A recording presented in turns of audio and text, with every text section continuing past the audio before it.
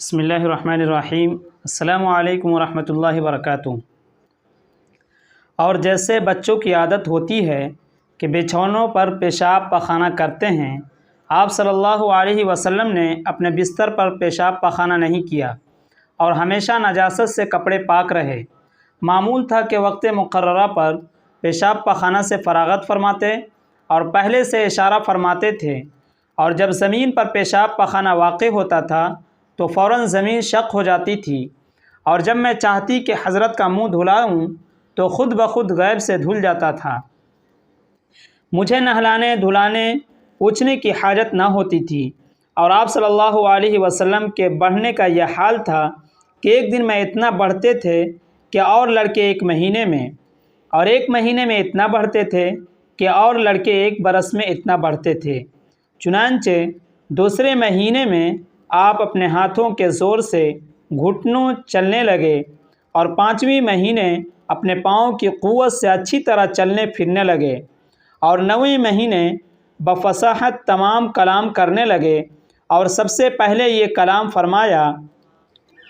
اللہ اکبر والحمد للہ رب العالمین وسبحان اللہ بکرۃ واصیلا۔ پھر نہایت عقلمندی کی باتیں فرمانے لگے۔ کہیں لڑکوں کو کھیلتے دیکھتے تو منع فرماتے، اور اگر لڑکے کھیلنے کو آپ سے کہتے تو آپ فرماتے کہ ہمیں اللہ تعالیٰ نے کھیلنے کو پیدا نہیں کیا۔ غزل: جو لڑکے بہم جا بجا کھیلتے تھے، جو لڑکے بہم جا بجا کھیلتے تھے، نہ ان میں کبھی مصطفیٰ کھیلتے تھے، نہ ان میں کبھی مصطفیٰ کھیلتے تھے۔ روایت ہے اکثر محلے کے لڑکے جو مکے کی گلیوں میں آ کھیلتے تھے، روایت ہے اکثر محلے کے لڑکے جو مکے کی گلیوں میں آ کھیلتے تھے، سجھاتے تھے ان کو بھی راہ ہدایت، عجیب کھیل و رہنما کھیلتے تھے، سجھاتے تھے ان کو بھی راہ ہدایت، عجیب کھیل و رہنما کھیلتے تھے۔ کہیں لات ماری کہیں توڑ ڈالا، بتوں میں رسول خدا کھیلتے تھے، کہیں لات ماری کہیں توڑ ڈالا، بتوں میں رسول خدا کھیلتے تھے۔ صنم توڑے تخت شیاطین الٹے، وہ ہر کھیل قدرت نما کھیلتے تھے، صنم توڑے تخت شیاطین الٹے، وہ ہر کھیل قدرت نما کھیلتے تھے۔ کھلونے بنے چاند سورج نبی کے، اشاروں پہ سوئے سما کھیلتے تھے، کھلونے بنے چاند سورج نبی کے، اشاروں پہ سوئے سما کھیلتے تھے۔ تھی عرفان کی گیند اور وحدت کا بلہ، وہ میدان ہو میں صدا کھیلتے تھے، تھی عرفان کی گیند اور وحدت کا بلہ، وہ میدان ہو میں صدا کھیلتے تھے۔ نہ کھیلے تھے وہ کھیل نبیوں نے اکبر، نہ کھیلے تھے وہ کھیل نبیوں نے اکبر، جو یہ خاتم الانبیاء کھیلتے تھے، جو یہ خاتم الانبیاء کھیلتے تھے۔ اور بچپن سے یہ عادت تھی کہ جو چیز اٹھاتے وہ سیدھے ہاتھ میں اور بسم اللہ کہہ کر اٹھاتے، اور تمام شجر و حجر آپ پر درود و سلام بھیجتے تھے۔ پڑھو درود پڑھو عاشقو درود پڑھو، درود سے کبھی غافل نہ ہو درود پڑھو۔ حلیمہ فرماتی ہیں کہ کبھی چاند سے باتیں فرماتے تھے، اور جس طرف انگلی اٹھاتے تھے چاند اسی طرف پھر جاتا تھا، فرشتے آپ کو جھولا جھلاتے تھے۔ یہ حلیمہ سعدیہ قبیلہ بنی سعد سے تھیں، اور خاندان فصاحت و بلاغت میں ضرب المثل ہے۔ چنانچہ فرمایا ہے رسول اللہ صلی اللہ علیہ وسلم نے کہ میں افصح العرب ہوں، اس لیے کہ قریش میں پیدا ہوا اور بنی سعد میں نشو و نما پائی۔ روایت: حلیمہ سے ایک دن آپ نے دریافت فرمایا کہ کیا سبب ہے کہ بھائی دن کو گھر میں نہیں رہتے؟ حلیمہ بولیں: دن کو بکریاں چرانے جایا کرتے ہیں۔ فرمایا: کل سے ہم بھی بکریاں چرانے جایا کریں گے۔ حضرت حلیمہ سعدیہ کو آپ کے کمالات بابرکات دیکھ کر بے حد محبت ہو گئی تھی۔ یہ چاہتی تھی کہ ایک گھڑی کو جدا نہ ہوں، اس لیے بہلاتی تھیں اور پیارے الفاظ سے آپ کو لوریاں دے کر سلاتی تھیں، اور زبان حال سے یوں فرماتی تھیں: لوری، یہ حلیمہ کہہ رہی تھی میرے گلزار سو جا، یہ حلیمہ کہہ رہی تھی میرے گلزار سو جا، تیرے جاگنے کے صدقے میری جان زار سو جا، تجھے دے رہی ہوں لوری کرتی ہوں پیار سو جا، راتوں کو جاگتا ہے میرے ہوشیار سو جا، تجھے دے رہی ہوں لوری کرتی ہوں پیار سو جا، راتوں کو جاگتا ہے میرے ہوشیار سو جا، بنی سعد کا قبیلہ ہوا باغ باغ تجھ سے، بنی سعد کا قبیلہ ہوا باغ باغ تجھ سے، میرا دودھ پینے والے گل نو بہار سو جا، میرا دودھ پینے والے گل نو بہار سو جا، میرا دل ہو تجھ پہ واری میرے جان تجھ پہ صدقے، میرا دل ہو تجھ پہ واری میری جان تجھ پہ صدقے، میرے نور عین سو جا میرے شیر خار سو جا، میرے نور عین سو جا میرے شیر خار سو جا، ہے یہ عین وقت راحت میرے سینے سے لپٹ جا، آنکھوں میں نیند کا ہے تیرے خمار سو جا، ہے یہ عین وقت راحت میرے سینے سے لپٹ جا، آنکھوں میں نیند کا ہے تیرے خمار سو جا، ہے یہ گرمیوں کا موسم کڑی دھوپ پڑ رہی ہے، نہ جا بکریاں چرانے سوئے کوہ سارے سو جا، ہے یہ گرمیوں کا موسم کڑی دھوپ پڑ رہی ہے، نہ جا بکریاں چرانے سوئے کوہ سارے سو جا، جھولا جھولا رہے تھے کہہ کہہ کے یہ فرشتے، آرام کر حبیب پروردگار سو جا، جھولا جھولا رہے تھے کہہ کہہ کے یہ فرشتے، آرام کر حبیب پروردگار سو جا، تیری چاند سی جبی پر میری روح ہو تصدق، تیری مست انکھڑیوں پر میری جان نثار سو جا، تیری چاند سی جبی پر میری روح ہو تصدق، تیری مست انکھڑیوں پر میری جان نثار سو جا، کیا جانے کیا کریں گی تیری شرمگی نگاہیں، کیا جانے کیا کریں گی تیری شرمگی نگاہیں، ہے یہ غافلوں کے حق میں بڑی ہوشیار سو جا، ہے یہ وعدہ اس کا سچا اللہ بخش دے گا، امت کے مارے اتنا نہ ہو بے قرار سو جا، ہے یہ وعدہ اس کا سچا اللہ بخش دے گا، امت کے مارے اتنا نہ ہو بے قرار سو جا، ہو ورم پائے شاہ پر تو کہا خدا نے اکبر، ہوا ورم پائے شاہ پر تو کہا خدا نے اکبر،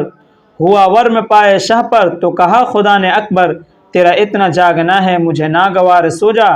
تیرا اتنا جاگنا ہے مجھے ناگوار سو جا، لیکن حضور انور صلی اللہ علیہ وسلم نے منظور نہ فرمایا، اور حضرت حلیمہ کو دل شکنی بھی پسند نہ ہوئی، اور آپ کا منہ ہاتھ دھویا، بالوں میں کنگھی کی، سرما لگایا، کپڑے سفید پہنائے، اور ایک بار مہر یمنی کا نظر بد کے خیال سے گلے میں ڈالا، آپ نے اسی وقت وہ ہار نکال کر پھینک دیا اور فرمایا کہ میرا حافظ حقیقی میرے ساتھ ہے اور نگہبان ہے، پھر آپ عصا لے کر بھائیوں کے ساتھ ہوئے اور جنگل میں آبادی کے قریب ہی بکریاں چرانے میں مشغول ہو گئے، دوپہر کے وقت بیٹا حلیمہ سعدیہ کا دوڑتا روتا پیٹتا بدحواس گھر میں آیا اور کہا کہ اے ماں، بھائی حجازی کی جلد چل کر خبر لے، شاید ہی ہے کہ تو اس کو زندہ پا سکے، حلیمہ یہ سن کر گھبرائیں اور کہا کہ تو ان کا مفصل حال بیان کر، اس نے کہا کہ وہ ہمارے ساتھ جنگل میں تھے کہ ناگاہ دو شخص آئے اور ان کو اٹھا کر لے گئے اور پہاڑ پر لے جا کر ان کا پیٹ چاک کیا، اور آگے کا حال مجھے معلوم نہیں کہ کیا گزرا۔ یہ سن کر حلیمہ اور ان کا شوہر سخت حیران و پریشان ہوئے اور دونوں بے تابانہ پہاڑی کی طرف دوڑے، جب آپ کے پاس پہنچے تو صحیح و سالم پایا اور دیکھا کہ آسمان کی طرف دیکھ رہے ہیں اور چہرہ مبارک متغیر ہو رہا ہے۔ حلیمہ کو دیکھ کر آپ نے تبسم فرمایا، حلیمہ دوڑ کر لپٹ گئی اور خوب پیار کیا اور ماجرا دریافت کیا۔ آپ صلی اللہ علیہ وسلم نے فرمایا، اے مادر مہربان، میں بھائیوں کے ساتھ چراگاہ میں کھڑا تھا کہ دفعتاً دو شخص ہیبت ناک صورت سفید کپڑے پہنے ہوئے آئے اور کہتے ہیں کہ وہ جبریل و میکائیل علیہ السلام تھے، بھائیوں کے پاس سے مجھے پہاڑ کی طرف اٹھا لائے، ایک کے ہاتھ میں ابریق نقرہ، دوسرے کے ہاتھ میں تشت زمردیں تھا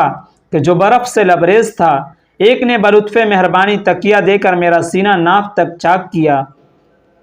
اور میں دیکھتا تھا کہ کچھ درد و الم مجھے معلوم نہیں ہوا، پھر پیٹ میں ہاتھ ڈال کر آنتیں نکالی اور برف کے پانی سے دھو کر اپنی جگہ پہ رکھ دیا۔ پھر دوسرا شخص اپنے ساتھی سے بولا کہ بس ہٹ جاؤ، اب جو حکم میرے لیے ہے اس کی تعمیل کرو۔ اس نے بھی میرے پیٹ میں ہاتھ ڈالا اور میرے دل کو اپنے مقام سے نکالا اور چاک کر کے ایک نقطۂ سیاہ خون آلود اس میں سے نکال کر پھینک دیا اور کہا، حاذا حظ الشیطان منک یا حبیب اللہ، یعنی اے حبیب اللہ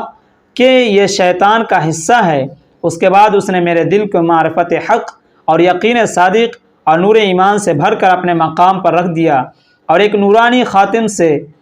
مہر کی اور ہاتھ میرے سینے کے شگاف پر پھیرا، جس کا اثر میرے جسم کی رگوں اور جوڑوں میں اب تک معلوم ہوتا ہے، اور وہ شگاف فوراً بھر گیا اور سینہ جیسا تھا ویسا ہی ہو گیا، اور ایک خط سینے سے ناف تک باقی تھا۔ پڑھو درود پڑھو عاشقو درود پڑھو، درود سے کبھی غافل نہ ہو درود پڑھو۔ بی بی حلیمہ آپ کو پہاڑ سے گھر لے گئیں اور یہ ارادہ کیا کہ آپ کو مکہ پہنچا دیا جائے۔ حلیمہ کہتی ہیں کہ رات کے وقت غیب سے آواز آئی کہ اب خیر و برکت بنی سعد سے جاتی ہے، اور بطحائے مکہ تجھے خوشخبری ہو کہ نور اور روشنی اور زیب و زینت تجھ میں پھر آتی ہے۔ القصہ آپ کو پہنچا دیا۔ حضرت عبد المطلب آپ کو دیکھ کر بہت مسرور ہوئے اور حلیمہ کے ساتھ بکمال احسان و انعام پیش آئے اور اس قدر مال و زر دیا کہ مالا مال کر دیا۔ لکھا ہے کہ حضرت حلیمہ پھر دوبارہ خدمت میں حاضر ہوئیں۔ ایک دفعہ نبوت سے پہلے حضرت خدیجۃ الکبریٰ کے زمانے میں، اور حضرت صلی اللہ علیہ وسلم نے ان کو بہت کچھ دے کر رخصت کیا، اور دوسری بار جنگ حنین کے دن حضرت صلی اللہ علیہ وسلم تعظیم کے لیے کھڑے ہوئے اور اپنی چادر مبارک کا ان کے لیے بچھونا کیا اور بہت احسان و بخشش کی۔ پھر حضرت حلیمہ اپنے خاوند اور لڑکیوں سمیت مسلمان ہوئیں۔ پڑھو درود پڑھو عاشقو درود پڑھو، درود سے کبھی غافل نہ ہو درود پڑھو۔